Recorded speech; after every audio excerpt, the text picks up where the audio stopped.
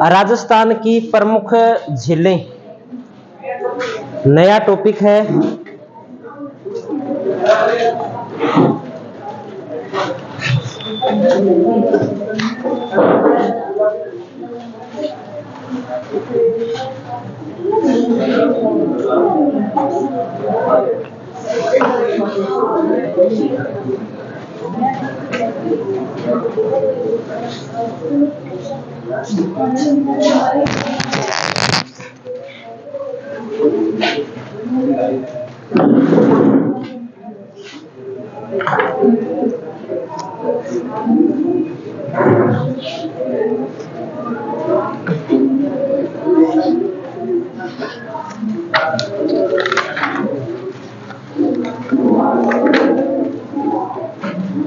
राजस्थान की प्रमुख झीलों की अगर बात करें तो सबसे पहले हमें पता होना चाहिए कि झील किसे कहते हैं। किसे कहते हैं झील? क्या होती है झील? देखिए किसी ने झील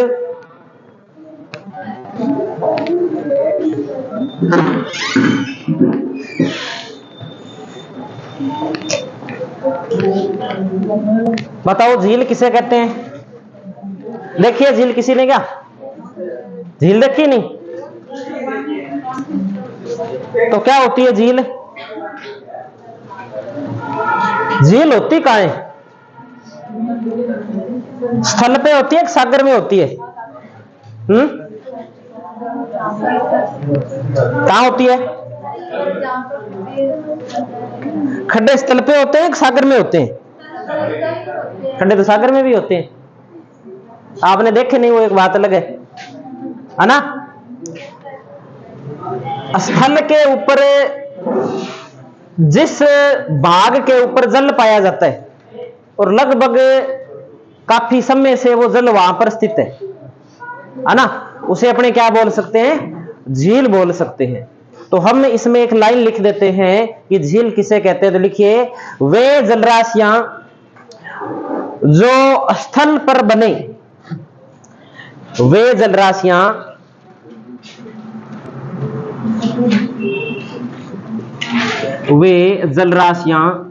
जो स्थल पर किसी भूखंड को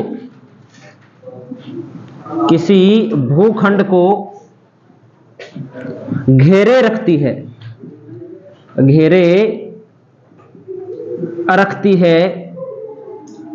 झील कहलाती है।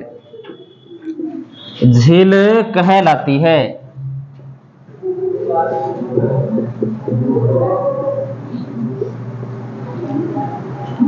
वे जलराशियां जो स्थल पर किसी भूखंड को घेरे रखती है, झील कहलाती है। जैसे हम बात करें, पहली बात तो कि जो झील शब्द है ना, झील हमेशा कौन से भाग पर होगी? स्थल भाग पर झील होगी। जब पृथ्वी पर स्थलाकृतियों की बात करते हैं ना, तो प्रथम श्रेणी की स्थलाकृति की जब बात आती है तब दो स्थलाकृति होती है, महाद्वीप, या अपने इसमें महाद्वीप न बोल करके हम कह सकते हैं, एक तो जो स्थलीय भाग होता है, स्थलीय भाग, और एक हम बोल सकते हैं जलीय भाग, या महाद्वीप व महासागर। ठीक है। अब महासागर या जलीय भाग आ गया। जलीय भाग तो कौन सा है? या तो इसे क्या बोल देंगे? सागर बोल देंगे, या उसे क्या बोल देंगे? महासागर बोल देंगे। स्थलीय भाग है, स्थलीय भाग जैसे महाद्वीप बोल देते हैं, महाद्वीप से जो छोटा होता है उसे उपमहाद्वीप बोल देते हैं। अब इन भागों के ऊपर भी जल पाया जाता है, और इन स्थल भागों के ऊपर जो जल पाया जाता है वो हम क्या बोल सकते हैं कि एक निश्चित भूखंड को घेरे रखती है, अभी निश्चित स्थान पर जल पाया जाता है, उसे अपने क्या बोल सकते हैं? झील बोल सकते हैं। जैसे अन्ना सागर झील है, तो अन्ना सागर झील एक निश्चित स्थान पर है स्थल भाग के ऊपर, तो उसे झील बोलते हैं। सांबर है तो सांबर एक अपने कह सकते हैं कि जयपुर के अंदर है, अजमेर के अंदर है, और डीडवाना कुचामन के अंदर एक निश्चित क्षेत्र है, वहां पे क्या पाया जाता है, जल पाया जाता है, तो उसे हम झील का नाम देते हैं। झील जो होती है, झील होती है वो सागर से छोटी होती है। सागर से क्या होती है, छोटी होती है। क्या आपने ऐसे देखा है कि अरब सागर से बड़ी कोई झील है? नहीं है, तो वो क्या है, छोटी है। तो सागर से हमेशा झील क्या होती है, छोटी होती है। अपने कोई ऐसे प्रश्न आते नहीं है, अपने तो नॉर्मल प्रश्न आएगा कि सांबर झील कहाँ है, सांबर झील के किनारे कौन कौन से मंदिर है, सांबर झील का आकार कैसा है, सबसे बड़ी झील कौन सी है राजस्थान की, मीठे पानी की सबसे बड़ी कौन सी है, मीठे पानी की सबसे छोटी कौन सी है।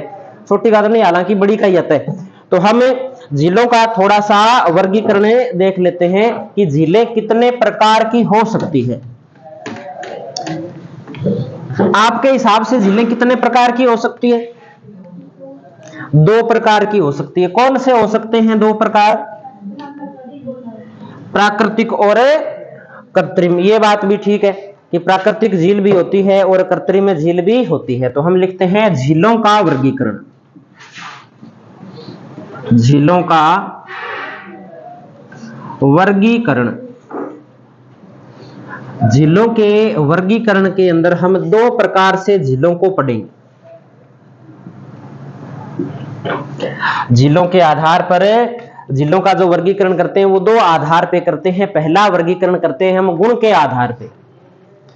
गुण के आधार पर वर्गीकरण। गुण के आधार पर, गुण के आधार पर झील 2 प्रकार की होती है। गुण के आधार पर झील कितने प्रकार की होती है?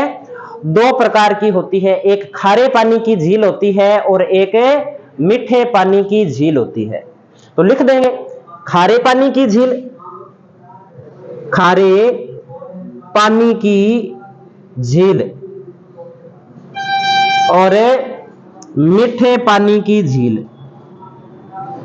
मीठे पानी की झील, 2 प्रकार की झीलों की हमने यहां पर बात कर ली, खारे पानी की झील और मीठे पानी की झील। अब देखो कि मीठे पानी की झील है, तो मीठे पानी की झील तो नॉर्मल सी बात है कि जब बरसात होती है तो बरसात के द्वारा जो पानी ऊपर से नीचे गिरता है वो कैसा होता है, मीठा होता है। और जिस स्थान पर एकत्रित हो जाता है और भूमि अगर स्वस्थ है, उसमें किसी भी प्रकार के कोई रसायन या कोई लवण नहीं पाए जाते, तो नॉर्मल सी बात है कि मीठे प्रकार की झील का निर्माण हो जाएगा। इसके विपरीत खारे पानी की झील, खारे पानी की झील की अगर बात करें तो पानी तो वही आएगा, बरसात वाला आएगा। बरसात से नहीं आ रहा, नदी से आ रहा है, तो नदी में पानी बरसात से ही आए, पानी तो वही है। लेकिन वो खारी क्यों हो गई? वो खारी इसलिए हो गई कि या तो वहां की मिट्टी ही खारी है, या वहां पर कुछ चट्टानें ऐसी पाई जाती है कि वो चट्टानें खारी है, और उन खारी चट्टानों के संपर्क में आने के कारण या लवणीय भूमि के संपर्क में आने के कारण जल क्या हो जाता है, खारा हो जाता है।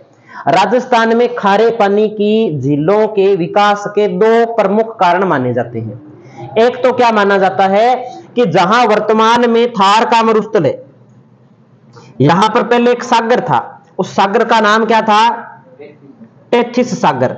और टेथिस सागर यहां से धीरे धीरे गायब हो गया, लेकिन उस सागर का जल तो गायब हो गया, लेकिन उस जल के अंदर जो लवण थे ना, वो लवण इसी स्थान पे रह गए।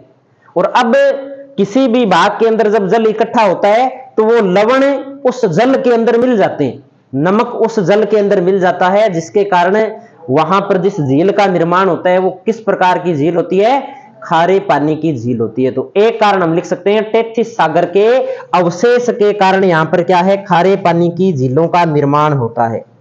टेथिस सागर के अवशेष है। अवशेष ऐसे भी कह सकते हैं कि सागर है वो पूरा सूखा नहीं होगा, कुछ जल रह गया होगा, या सागर तो सूख गया लेकिन सागर के अंदर जो नमक था वो नमक यहां पे रह गया, और बाद में उसमें जब जल इकट्ठा हुआ तो वो पानी भी कैसा हो गया, खारा हो गया। तो टेथिस सागर के अवशेष के रूप में खारे पानी की झीलों का इस क्षेत्र में विकास हुआ। दूसरा हम कह सकते हैं कि मरुस्थलीय क्षेत्र के अंदर एक चट्टान पाई जाती है जिसे बोलते हैं माइका शिस्ट चट्टान। और उस माइकासिस्ट चट्टान के कारण भी जब जल उस माइकासिस्ट चट्टान के संपर्क में आता है तब वो जल क्या हो जाता है, खारा हो जाता है। ये दो ही बातें प्रमुख रूप से पूछी जाती है कि राजस्थान में खारे पानी की झीलों का निर्माण कैसे हुआ है, किस कारण हुआ है या किस से हुआ है। तो ये दो ही बातें खारे पानी की झील के बारे में ध्यान रखनी है। दूसरी जो बात है वो है माइकासिस्ट चट्टान,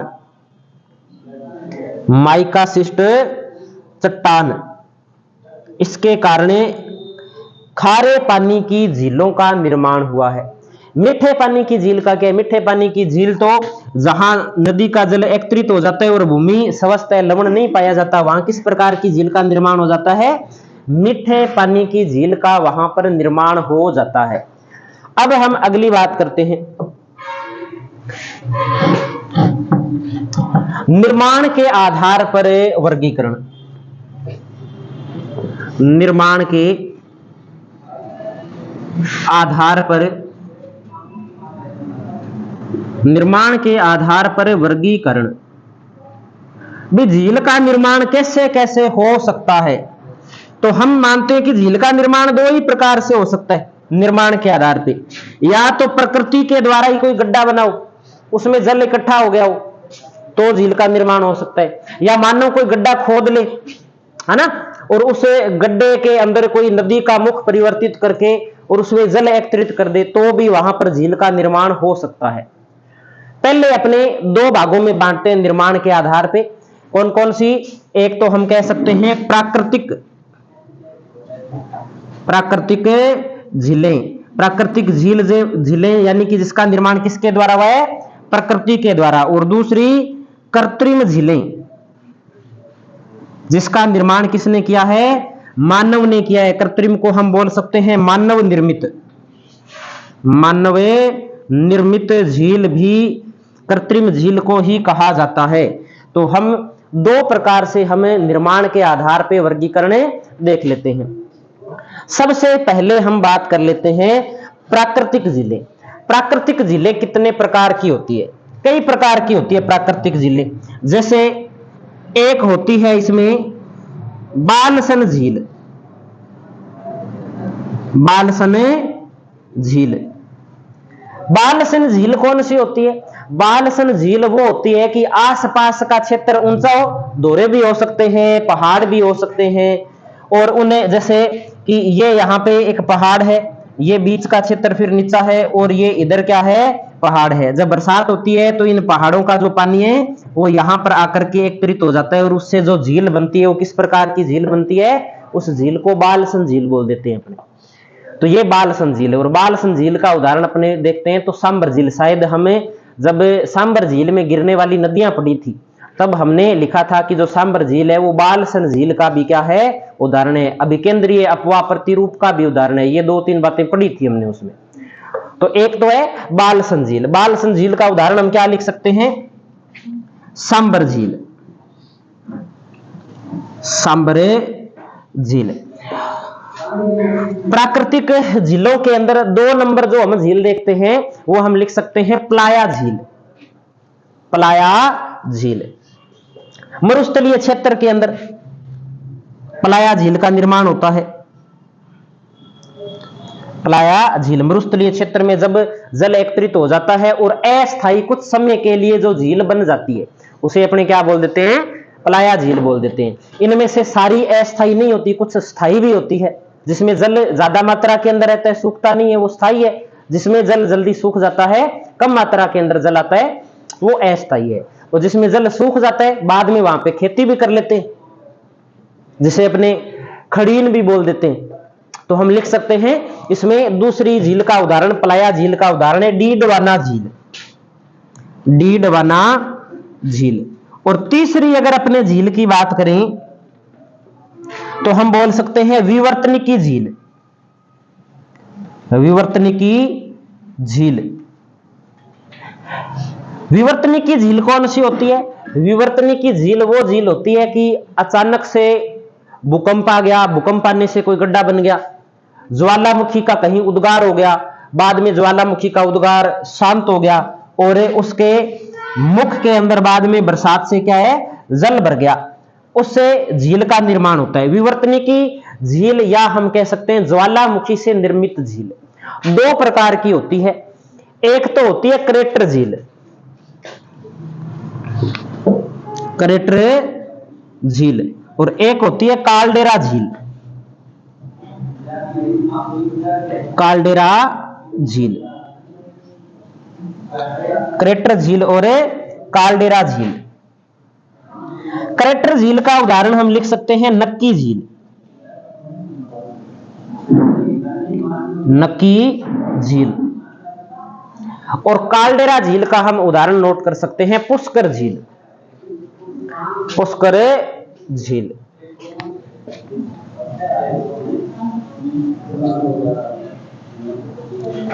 अब बात कर लेते हैं अपने मानव निर्मित या कृत्रिम झीलें कौन सी होती है। तो हम लिख सकते हैं कि मानव के द्वारा निर्मित जो झीलें होती है वो कौन सी झीलें होती है, तो वो कृत्रिम झील होती है, या मानव जिसका निर्माण करता है वो मानव निर्मित झील होती है। लिखने की आवश्यकता है क्या, लग रहा है कुछ लिखने की जरूरत है? अगर लग रहा है तो हम लिख देते हैं कि मानव के द्वारा बनाई जाने वाली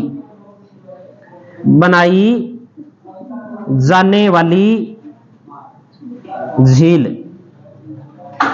कौन सी झील होती है, कृत्रिम झील होती है। अब इसमें मेरे हिसाब से बाकी आपके सारी बातें समझ में आ गई होगी, आपके ये दो बात समझ में नहीं आई होगी, विक्रेटर क्या होता है या काल्डेरा क्या होता है। इससे पहले अगर कोई बात जो आपके समझ में नहीं आई है कोई ऐसी बात,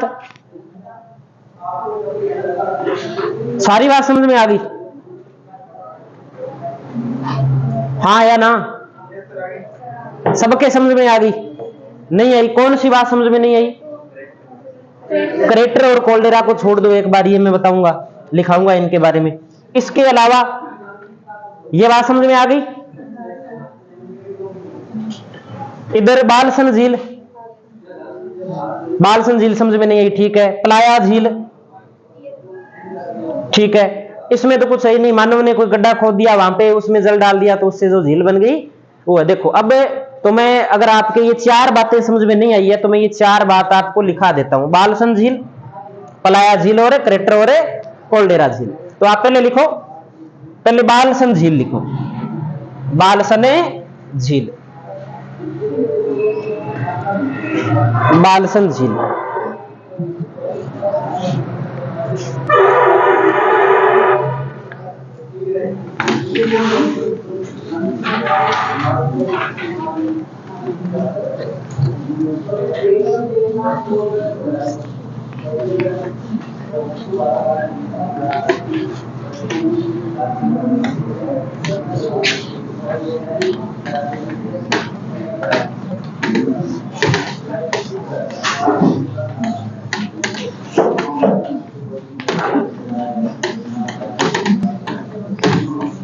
एक नंबर पे लिखिए बालसन झील। बालसन झील में हम दो बात लिख लेते हैं। बालसन झील,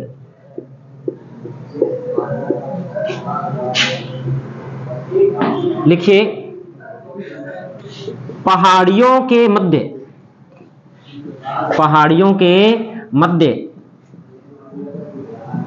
समतल भाग जहां वर्षा काल के दौरान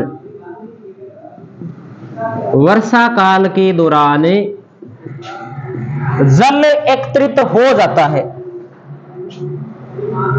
जल एकत्रित हो जाता है, इससे निर्मित झील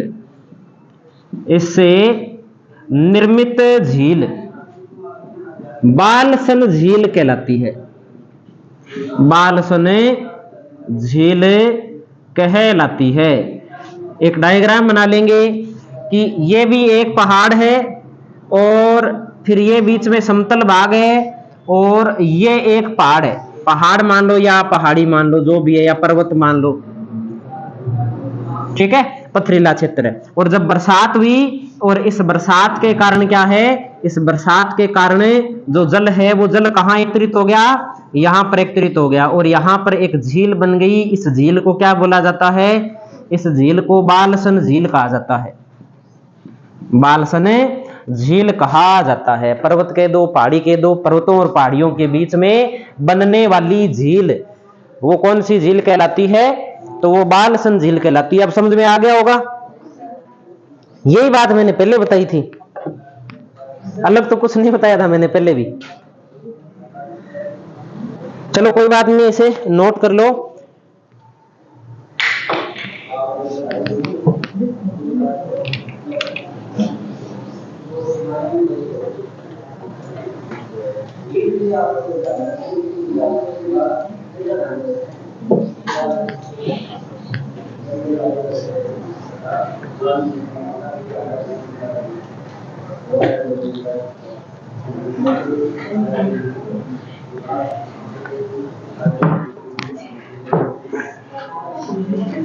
दूसरी झील कौन सी पढ़नी है हमें, प्लाया झील।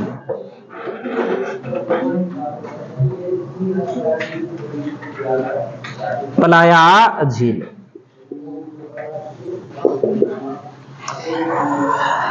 प्लाया झील में फर्क इतना है कि ये तो कहां स्थित है, पर्वतीय या पहाड़ी क्षेत्र में स्थित है, और प्लाया झील मरुस्थलीय क्षेत्र में स्थित होती है। दोनों के बीच में जब वर्षा का जल एकत्रित हो जाता है, उससे जो झील निर्मित होती है, छोटी छोटी झीलें बनती है, उसे अपने क्या बोल देते हैं, प्लाया झील बोलते हैं। तो लिखेंगे मरुस्थलों के मध्य, मरुस्थलों में से लिखते हैं, मरुस्थलों में बालुका स्तूपों के मध्य, बालुका स्तूपों के मध्य, मरुस्थलों में बालुका स्तूपों के मध्य बनने वाली, बनने वाली चौरस सतह वाली झीलें, चौरस सतह वाली झीलें, चौरस सतह वाली झीलें प्लाया झील कहलाती है। अधिकांशतः ऐसी जो झीलें होती है वो छोटी होती है, ज्यादा बड़ी नहीं होती, और कई बार तो क्या है कि इनमें जो जल होता है वो जल बाद में सूख भी जाता है, और बाद में उसमें क्या की जाती है, उसमें खेती भी की जाती है। तो जैसे ये दोहरा है और इधर ये एक दोहरा और है, और बीच का जो क्षेत्र है वो चौरस है, यानी कि बिल्कुल सपाट है, समतल है, जल सूख जाएगा तो उसमें खेती भी की जा सकती है। यहां पर जो झील बनेगी ना, ये झील कौन सी झील होगी, ये प्लाया झील होगी। और ये जो आसपास है ये क्या है, बालुका स्तूप है, बालुका स्तूप, और ये भी इधर अपने लिख देते हैं, बालुका स्तूप लिख देते हैं। बालुका स्तूप किसे कहते हैं, धोरों को कहते हैं, धोरे हैं ये, धोरे। दोरों के बीच में मरुस्थलीय क्षेत्र में चौरस सतह वाली जो झील होती है उसे कौन सी झील बोल देते हैं, उसे झील बोल देते हैं प्लाया झील। अब तो आ गई होगी बात समझ में। अब दो प्रकार की झीलें रहेगी, एक तो पढ़नी है क्रेटर झील और एक पढ़नी है काल्डेरा झील। ये नोट कर लिया सभी ने, तो हेडिंग लगा दो क्रेटर झील, क्रेटर झील।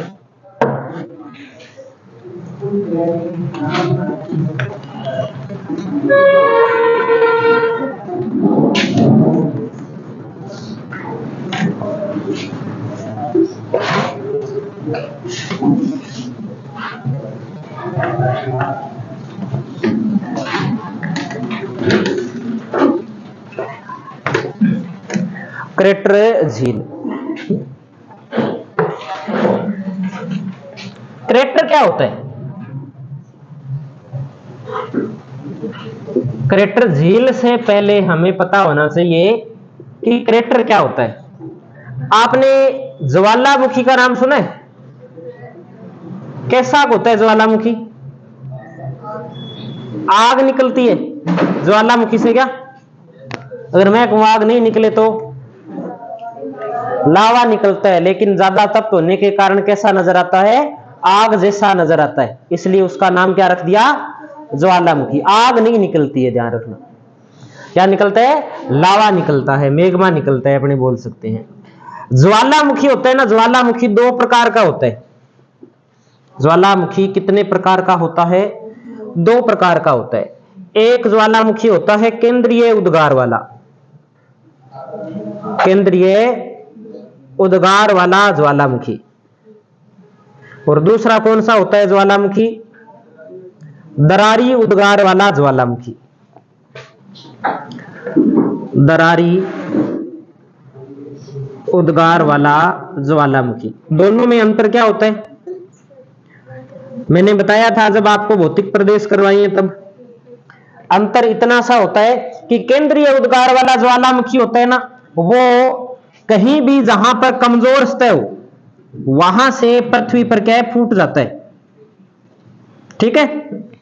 और जो दरारी उद्गार वाला ज्वालामुखी है, ये कब फूटता है? तो ये जब फूटता है कि जब या तो कोई भूखंड है वो एक दूसरे के विपरीत दिशा के अंदर गति करने लगे। जैसे रबड़ को खींचते हैं, रबड़ को खींचेंगे तो रबड़ क्या हो जाएगा? लंबा हो जाएगा। कितना का लंबा? जितना खींचेंगे उतना लंबा हो जाएगा। क्या हो जाएगा? बाद में टूट जाएगा। वैसे ही स्थल भाग जब विपरीत दिशा के अंदर गति करने लगता है, एक ही भाग हो भले दो भाग हो पहले पास पास में हो, बाद में क्या अलग अलग दिशा के अंदर गति करेंगे। अलग अलग दिशा के अंदर गति करेंगे तो उनके बीच में दरार बन जाएगी। अब वो दरार हो सकता है 100 किलोमीटर लंबी हो, 500 किलोमीटर लंबी हो, 1000 किलोमीटर लंबी हो, उसका कुछ नहीं कहा जा सकता। लेकिन ये जो छिद्र है, हो सकता है ये बिल्कुल छोटा हो, 100 फीट का हो, 500 फीट का हो, 1000 फीट का हो, इतना हो सकता है। यानी कि ये जो दरार होती है, ये दरार बहुत ज्यादा लंबी होती है। और इससे दरार से क्या है, जो गैसें होती है ना, वो गैसें लंबी चौड़ी दरार होने के कारण आसानी से पृथ्वी के अंदर से जो वाष्प है वो बाहर निकल जाती है। और लावा है, वो लावा पतला होता है, पतला लावा होने के कारण इस प्रकार से फैलता जाता है सतह के ऊपर, भूमि के ऊपर। इससे किसी भी प्रकार की झील का निर्माण नहीं होता है, इससे सिर्फ और सिर्फ पठार का निर्माण होता है ना। अब यह है दूसरा केंद्रीय उद्गार। इस केंद्रीय उद्गार में क्या होता है कि जब ज्वालामुखी विस्फोट होता है तो ज्वालामुखी सबसे पहले भूमि का वो भाग है जो सतह के ऊपर है, उसे ऊपर से उड़ा देता है। उड़ाने के बाद में उसके अंदर से क्या है, वाष्प, या हम कह सकते हैं जो गैसें हैं वो बड़ी मात्रा के अंदर पृथ्वी के अंदर से क्या है, बाहर आती है। और कुछ उसके साथ में अपने कह सकते हैं कुछ पत्थर भी आते हैं, कुछ छोटे कंक्रीट के टुकड़े आते हैं। और वो इस गैस की मात्रा तेज होने के कारण क्या है, बहुत ऊंचे तक उछाले जाते हैं। और ऊंचे तक उछाले जाने के कारण क्या है, ये ऊपर उछलने के बाद में यहां पर क्या है, नीचे गिरते हैं इस प्रकार से। तो इससे किसी पर्वतनुमा आकृति या कोई शंकुनुमा आकृति का निर्माण हो सकता है। कई बार क्या ये जो मुख है, इस मुख पर इस किसी भी प्रकार की आकृति का निर्माण नहीं होता, यानी कि मुख बिल्कुल वैसा का वैसा रहता है। और ये ज्वालामुखी का जो मुख होता है ना, ये मुख क्या कहलाता है, ये मुख कहलाता है क्रेटर।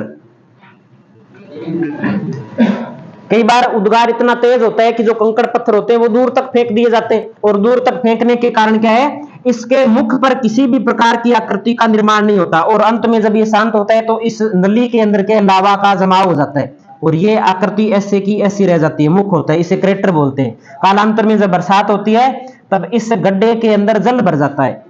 और जब इस गड्ढे के अंदर जल भर जाता है तो ये क्रेटर है, ये क्रेटर क्या कहलाने लगता है, क्रेटर झील कहलाने लगता है। इसे अपने क्या बोल देते हैं, क्रेटर झील बोल देते हैं। अब ज्वालामुखी का ज्वालामुखी कई प्रकार के होते हैं। कई तो ऐसे होते हैं कि एक बार ज्वालामुखी उद्गार होने के बाद में कभी उद्गार होता ही नहीं है। कई ऐसे होते हैं कि एक बार शांत हो जाते हैं, 5 साल बाद में वापिस विस्फोट हो जाता है। कई बार 50 साल तक विस्फोट नहीं होता, फिर विस्फोट हो जाता है। और कई ऐसे ज्वालामुखी होते हैं जो शांत होते ही नहीं है, लगातार उनसे उद्गार होता रहता है। अब दूसरी क्रिया के अंदर क्या होता है कि ये ज्वालामुखी एक बार शांत हो गया, इसमें झील बन गई। ये झील कौन सी है, क्रेटर झील। लेकिन 5 साल 10 15 20 साल बाद में क्या है, पुनः इसके अंदर विस्फोट हुआ। अब की बार विस्फोट हुआ तो इसके अंदर यहां पर लावा का जमाव था। तो अब क्या हुआ, अब गैसें इतनी बड़ी मात्रा के अंदर एकत्रित होगी कि धीरे कम गैसों से तो इसके ऊपर कोई प्रभाव ही नहीं पड़ा। ज्यादा मात्रा के अंदर पृथ्वी के अंदर गैसों का दबाव बना, तब ये सारा का सारा भाग गैसों के दबाव के कारण जब इसमें विस्फोट हुआ तब ये ऊंचा उठ गया। और अब की बार मुख क्या हो गया, ज्वालामुखी का बड़ा हो गया। और कुछ समय बाद में ज्वालामुखी क्या हो गया, शांत हो गया। तो जब ज्वालामुखी में पुनः उद्गार होता है तो पहले वाला जो छोटा मुख होता है वो उस मुख को ही उड़ा देता है और अपना मुख क्या कर लेता है, बड़ा कर लेता है। और बाद में जब शांत हो जाता है तब इसमें जल भरने से जिस झील का निर्माण होता है उस झील को कौन सी झील बोलते हैं, कोल्डेरा झील बोलते हैं। इस प्रकार निर्मित झील कौन सी झील होती है, काल्डेरा झील या कोल्डेरा झील कहलाती है। अब बताओ बात समझ में आई है या नहीं आई? किस किस के ईमानदारी से बताना कि समझ में नहीं आई। एक और सही सही बता दो, नहीं है तो क्या है, वापिस समझ लेंगे, कोई बात नहीं। अपने अब इसको लिखते हैं, लिखेंगे तब हमारे समझ में आ जाएगी बात। तो सबसे पहले कौन सी झील पढ़ते हैं अपने, क्रेटर झील। क्रेटर झील में लिखते हैं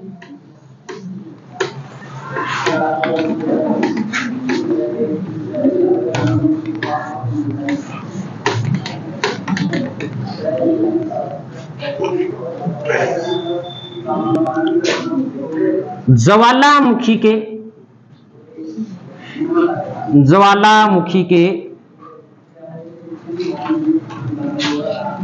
केंद्रीय उद्गार के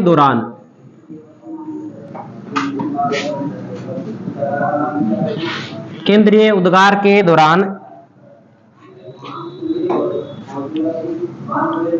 जब ज्वालामुखी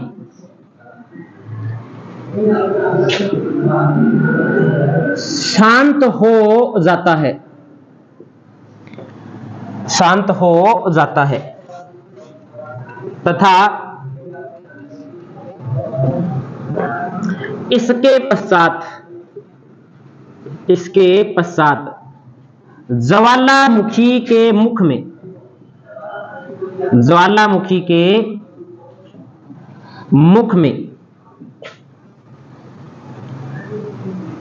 जल के भराव होने से या जल के भरने से, ज्वालामुखी का जो मुख होता है उसे क्या बोलते हैं, क्रेटर। प्रारंभिक जो मुख होता है वो क्रेटर कहलाता है, वो छोटा होता है। भरने से झील का निर्माण हो जाता है, झील का निर्माण हो जाता है।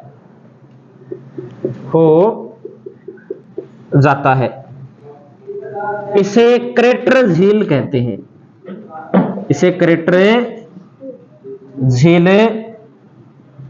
कहते हैं।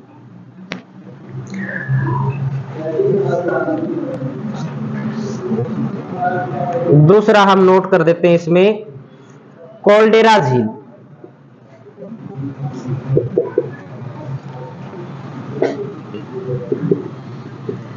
केंद्रीय उद्गार वाले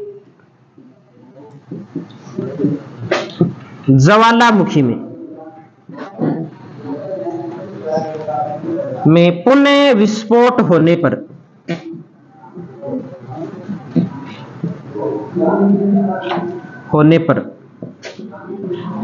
उसका मुख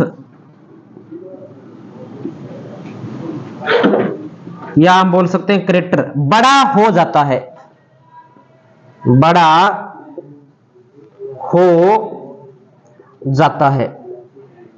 तथा कालांतर में ज्वालामुखी के शांत होने पर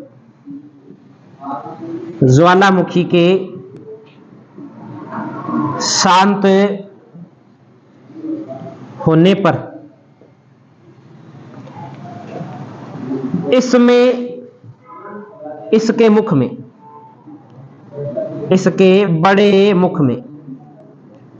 के ब्रैकेट में लिखेंगे काल्डेरा। बड़ा मुख क्या कहलाता है, काल्डेरा कहलाता है। बड़े मुख में जल भरने से, जल भरने से निर्मित झील,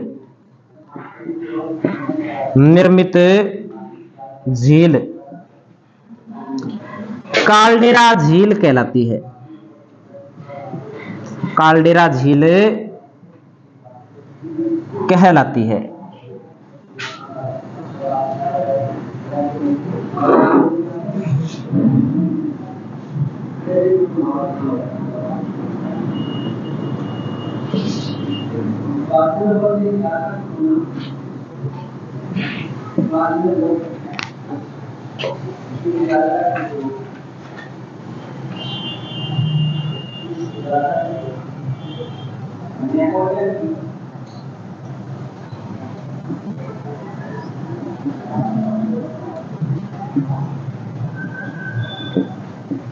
बड़ा मुख कालडेरा कहलाता है और इसमें जल भरने से जो झील बनती है वो झील कौन सी है? कालडेरा झील है। उदाहरण कौन सी झील का लिख सकते हैं? पुष्कर झील का। और इसका उदाहरण हम लिख सकते हैं नक्की झील का। अब तो कहानी समझ में आ गई होगी।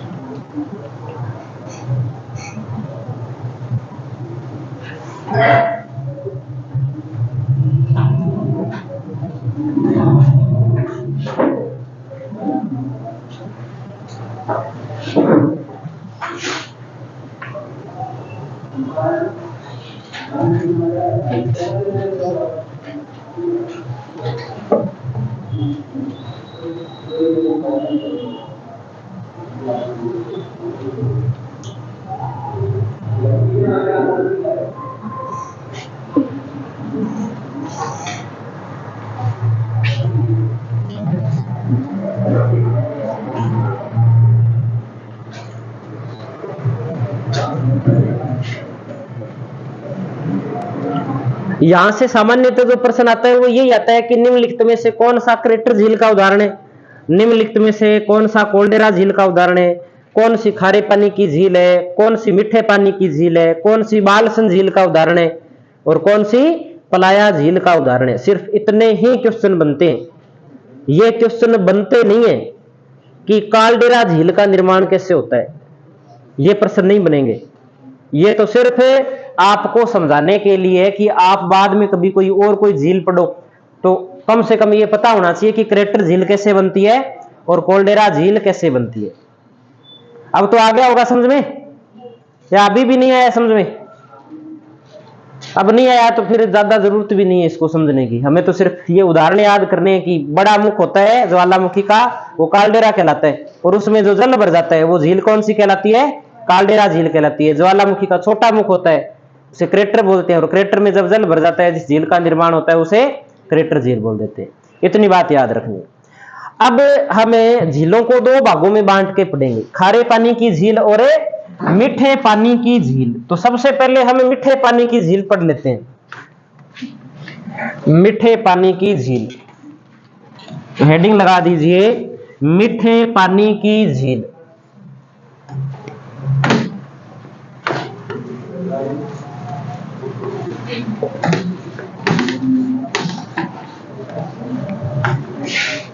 ये नोट कर लिया था सभी ने?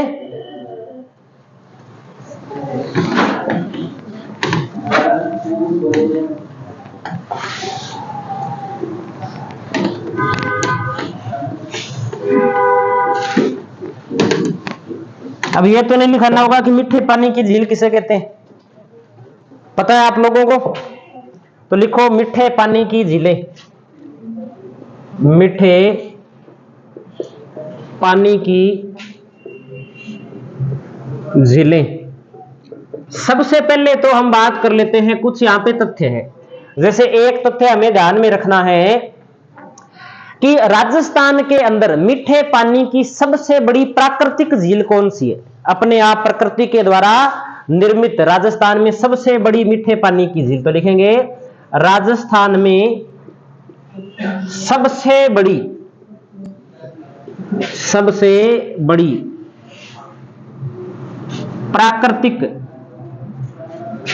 मीठे पानी की झील। मीठे पानी की झील कौन सी झील है? तो ध्यान रखेंगे पुष्कर झील है। राजस्थान की सबसे बड़ी प्राकृतिक मीठे पानी की झील है पुष्कर झील। दूसरी बात, राजस्थान में सबसे बड़ी कृत्रिम मीठे पानी की झील। मीठे पानी की झील तो कौन सी है? जयसमंद झील। जयसमंद झील।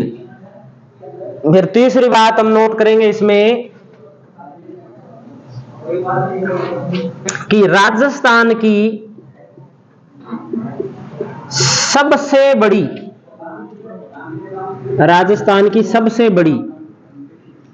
मीठे पानी की झील।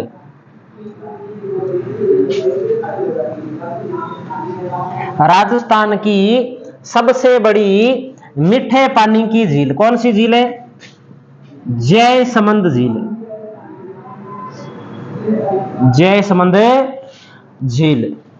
फिर हम एक बात नोट करते हैं कि राजस्थान में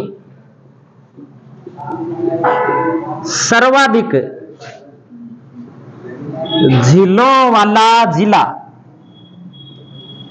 राजस्थान में सर्वाधिक झीलों वाला जिला कौन सा जिला? उदयपुर। उदयपुर। और हम ये भी कह सकते हैं कि उदयपुर को क्या कहा जाता है? झीलों की नगरी कहा जाता है। तो हम लिख सकते हैं कि झीलों की नगरी भी किसे कहा जाता है? झीलों की नगरी। माउंटेन एंड फाउंटेन का शहर। माउंटेन एंड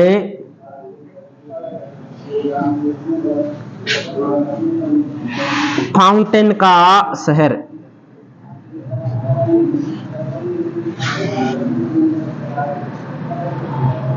सफेद नगरी। सफेद नगरी के अलावा हम लिख सकते हैं व्हाइट सिटी। ये सारे के सारे उपनाम कौन से जिले के हैं? उदयपुर जिले के हैं।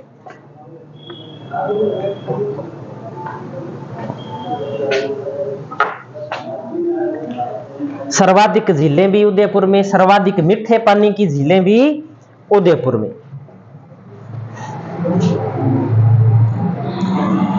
उदयपुर में जो झीलें हैं वो लगभग मीठे पानी की है सारी, तो सर्वाधिक मीठे पानी की झीलें भी कहां हैं? उदयपुर में है।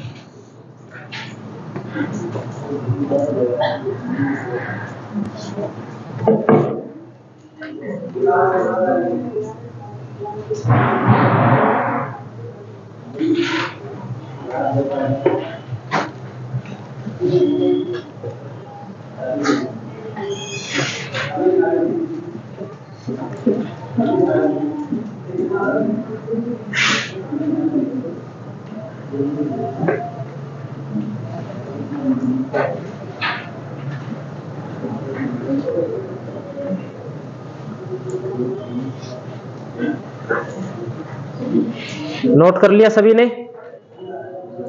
अब हम एक एक करके पहले मीठे पानी की झीलें पढ़ते हैं। तो सबसे पहले आप हेडिंग लगाइए 1 नंबर पे, जयसमंद झील। राजस्थान की सबसे बड़ी झील कौन सी है? जयसमंद झील। तो हम सबसे पहले 1 नंबर पे जो झील पढ़ेंगे वो झील है जयसमंद झील। साफ कर दें इसको।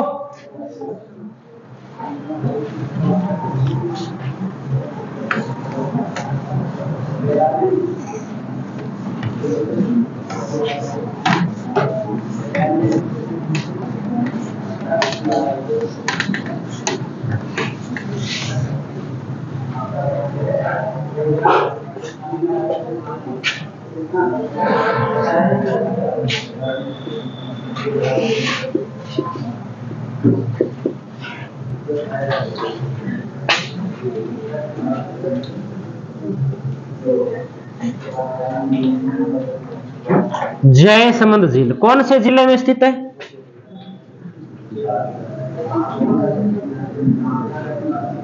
तो लिख दीजिए कौन सा जिला है? सलूम्बर। सलूम्बर में स्थित है जयसमंद झील।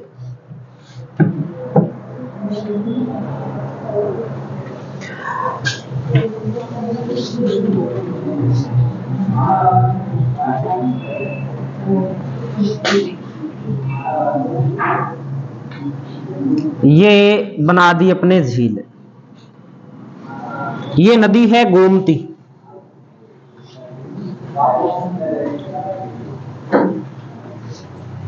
कौन सी नदी है ये?